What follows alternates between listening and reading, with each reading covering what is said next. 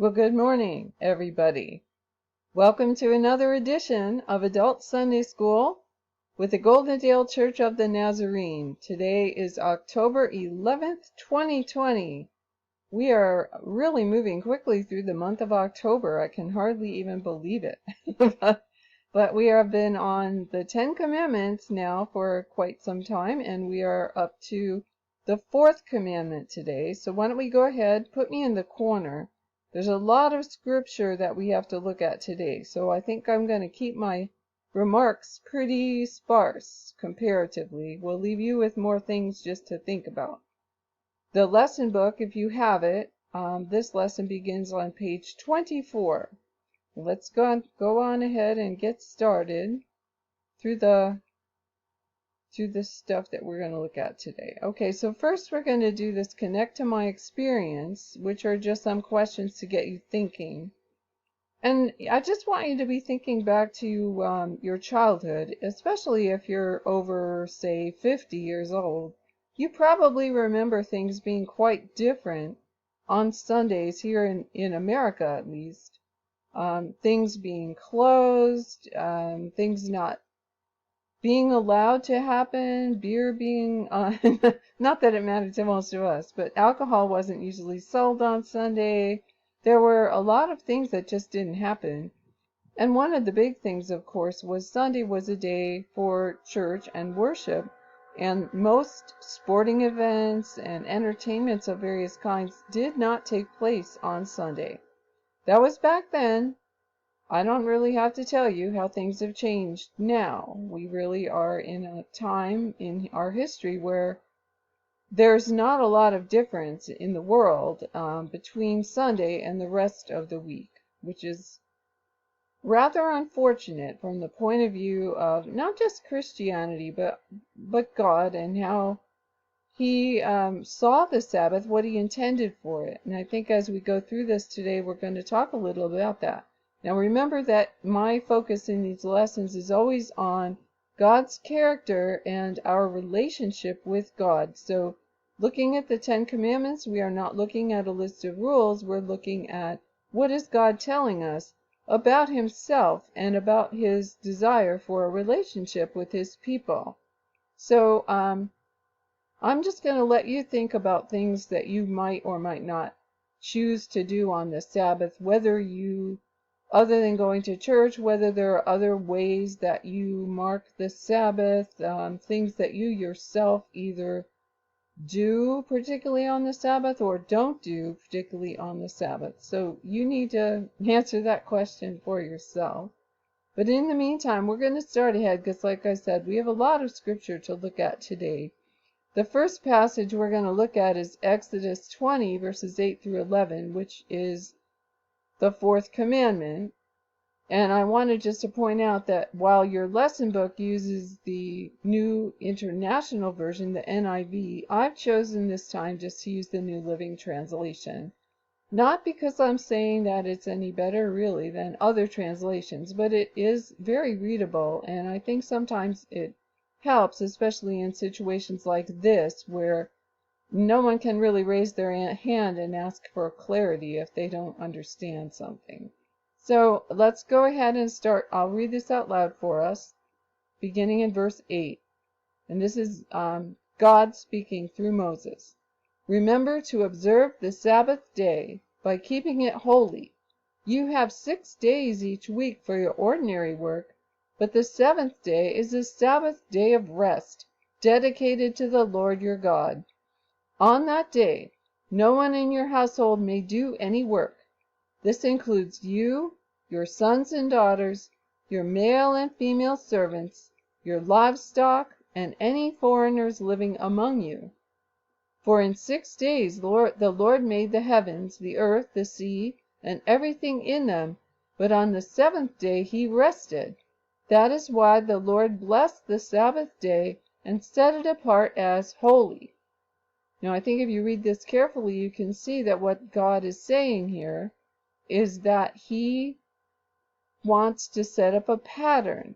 It took 6 days for Him to create, and He set the seventh day apart as a day of rest and made it holy special to him, and he is inviting his people to participate in that same pattern of work and rest. So in Genesis 2:15 we read that humanity was placed in the Garden of Eden to work it and take care of it. And this was good work.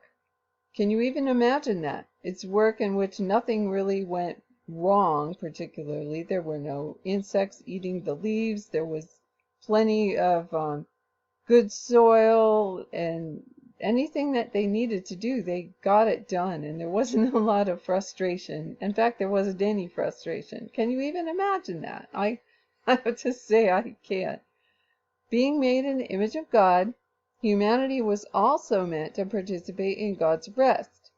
So why do you think, this is the question, why do you think God rested after the 6 days of creation? Did he need to rest? Well, obviously, he's God. He didn't need to rest. And I mentioned this before. He's setting up a pattern of work and rest. And what he's telling us is that even though work is necessary and actually good in life, rest is also necessary and good. So when you think about today's culture, you can think of this yourself too and discuss it maybe with your household. How are work and rest generally thought of today? Well, most people just work for the weekend, right? They just say, okay, I can hardly wait till Friday. I hate my job, but I need the money, so I'm going to keep at it. It's pretty rare to find somebody who truly loves their job. Now, I'm going to say that when I was working, I did love my job. Probably too much, but that's a whole nother story. And is one better than the other, work versus rest? Well, the best answer to that is if God ordained both work and rest, I don't know that either of them can be better than the other. Certainly, neither one of them is bad because God ordained them, right? Well, let's think about that a little more on our own, but move on. Exodus 20:10 says that the seventh day is a Sabbath to the Lord your God. And the question is, what is the danger in thinking that holiness is separated from our relationship to God? I think this is a very important question, and I'm not going to talk at length about it, even though it is important, but you need to think about that. Is holiness fulfilled by showing up in church for an hour or two on Sunday, or even if you attend the prayer meeting on Wednesday in addition to your church service? Is that holiness? Or is what God's saying that the work-rest pattern is holiness? The whole thing is an expression of holiness. And I'm going to venture that that is true, that God wants us to look at work and rest as a rhythm, like day and night, right? They happen. They're both important, and they both express the character of God, God's loving, merciful character. And then finally, the second question here, how should we view our Sabbath practices as connected to our relationship with God today? And I'll just venture to say here too that we're looking at God's character and his desire for a relationship with his people. And so he has set up a pattern that he wants us to be included in, and he wants us to understand what the point of the whole thing is, right? So in reading the commandment, you see that. Now, the interesting thing is that your lesson book does not say, let's read the version of the fourth commandment that appears in Deuteronomy. However, the illustrated Bible Life book that accompanies this and the teacher gets a copy of, that does talk about the other version of this commandment. So I'm going to go ahead and take the time to look at Deuteronomy 5:12 through 15, again in the New Living Translation. We'll just read this. Observe the Sabbath day by keeping it holy, as the Lord your God has commanded you. You have 6 days each week for your ordinary work, but the seventh day is a Sabbath day of rest dedicated to the Lord your God. On that day, no one in your household may do any work. This includes you, your sons and daughters, your male and female servants, your oxen and donkeys and other livestock, and any foreigners living among you. All your male and female servants must rest as you do. Remember that you were once slaves in Egypt, but the Lord your God brought you out with his strong hand and his powerful arm. That is why the Lord your God has commanded you to rest on the Sabbath day. So I think you can see the difference here with the two versions of this commandment. Obviously, the first part is pretty much the same, but where he ties the Exodus version to creation, God is tying the Deuteronomy version of the commandment to the Exodus, the slavery in Egypt that he rescued his people from. And that is again going to show the pattern of work and rest, right? Let's take a quick look at a little bit here, commentary. Not only is the fourth commandment rooted in the order of creation, but it also takes on new meaning as a result of the people's Egypt experience. And the question is, how does the experience of God's people in Egypt help you rethink God's command to observe the Sabbath? Well, think about the second question here to help you with that. In what ways was God unlike Pharaoh? Well, it's a pretty long list, right, of ways he wasn't like Pharaoh, but one big way that's germane to this discussion is that Pharaoh forced the Israelites to work 7 days a week without any rest. They never got any rest, of course, unless they got mortally ill or died. That was about the only way they got out of showing up for work. So that's totally different from God, and God actually not just permitting rest, but ordaining rest. Now, can you even imagine such a thing?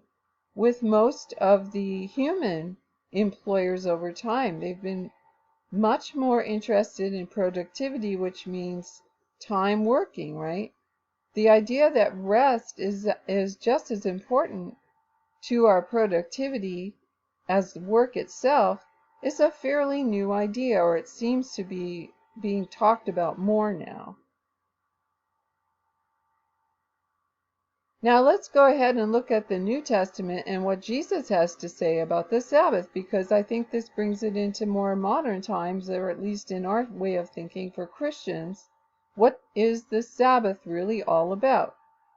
And I'm going to read this. It's pretty lengthy, so we'll just plunge right in here. One Sabbath day, as Jesus was walking through some grain fields, his disciples broke off heads of grain, rubbed off the husks in their hands, and ate the grain. But some Pharisees said, "Why are you breaking the law by harvesting grain on the Sabbath?" Jesus replied, "Haven't you read in the scriptures what David did when he and his companions were hungry? He went into the house of God and broke the law by eating the sacred loaves of bread that only the priests can eat. He also gave some to his companions." And Jesus added, "The Son of Man is Lord even over the Sabbath." So what he's saying here, and I'll continue reading in a minute, but I think it's important to pause right here and see that what he is saying is, don't get legalistic, right? Because there are higher values than the legalistic adherence to this abstract law that, oh, no, we're not allowed to do any work on the Sabbath. Let's continue on with this. In verse 6, another Sabbath day, a man with a deformed right hand was in the synagogue while Jesus was teaching. The teachers of religious law and the Pharisees watched Jesus closely. If he healed the man's hand, they planned to accuse him of working on the Sabbath. But Jesus knew their thoughts. He said to the man with the deformed hand, "Come and stand in front of everyone." So the man came forward. Then Jesus said to his critics, "I have a question for you. Does the law permit good deeds on the Sabbath, or is it a day for doing evil?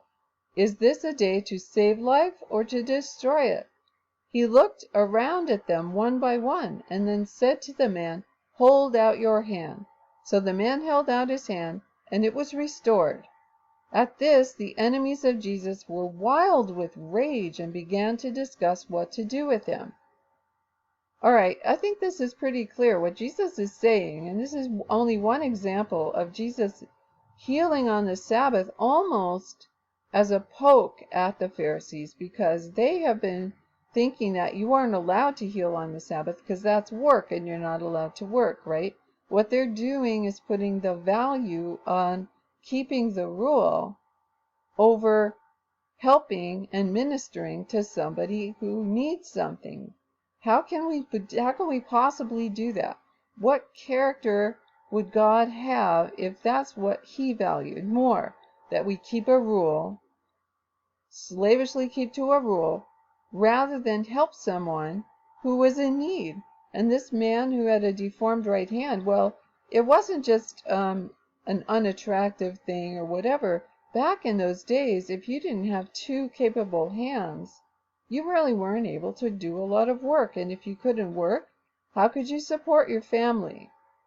How could you even aspire to have a family? Who would marry you if you couldn't support your family? So this was pretty dire, right? And Jesus saw that need and he met it, as he so often does. He met that need. And that is really the heart of God right there, not keeping the rule. And that's what I mean about the Ten Commandments. They're not a list of rules. They're a list of descriptions almost of God's character and his desire for relationship with his people. So thus far we have been discussing how vital it is to see the connection between Sabbath and relationship, our relationship to God and our relationship to others. And I think I've already discussed this. The Pharisees' understanding of Sabbath had drifted from God's original desire for Sabbath. The work and rest pattern was not a reflection of God's heart and character. It was a rule that they thought, okay, this is the way we get in good with God. We just keep the rule, and didn't even have a heart about it.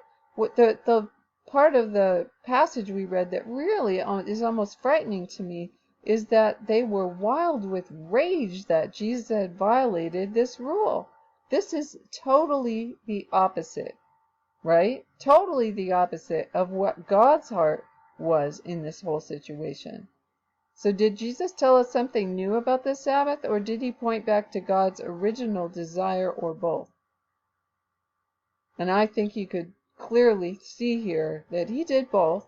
He reminded us that God was all about liberating people and giving them rest. And if you have a withered hand and you're not able to work, it's like your hand is holding you prisoner.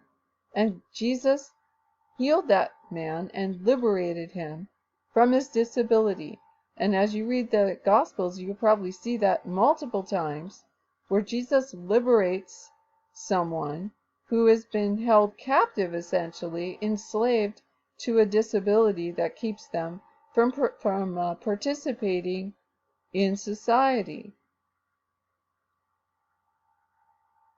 So finally, we're at the end here. Connect to my life and the world. It's safe to say that busyness has become an idol. I have a feeling that this lesson book was prepared before the pandemic, but even so, I still wonder how much busyness is playing into our lives, even as we are unable to do many of the things that we had been doing. We still find that being busy, being quote-unquote productive, is so valued in our culture that it's very, very hard for us to rest.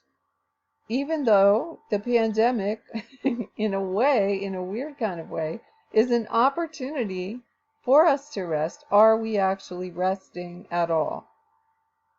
Okay, so into that world, the Lord calls us to embody a different way of being so that our relationships with God and others are nourished and given new life. And I just kind of want you to think about this. How does busyness affect your life? If you are not able to do the things that you used to be able to do because of the quarantines and the isolation and the closures and all that, how does that affect you mentally? Are you feeling guilty because you're essentially being forced to quote-unquote rest? Are you trying very hard to do something to at least feel like you still have value? And I think that we need to be careful there. Yes, being being productive is important, but we shouldn't feel guilty about that. I don't think that was God's intent. So, switching back to how we can incorporate the Sabbath into our lives, what intentional practices do you engage in for the purpose of connecting with God, others, or creation?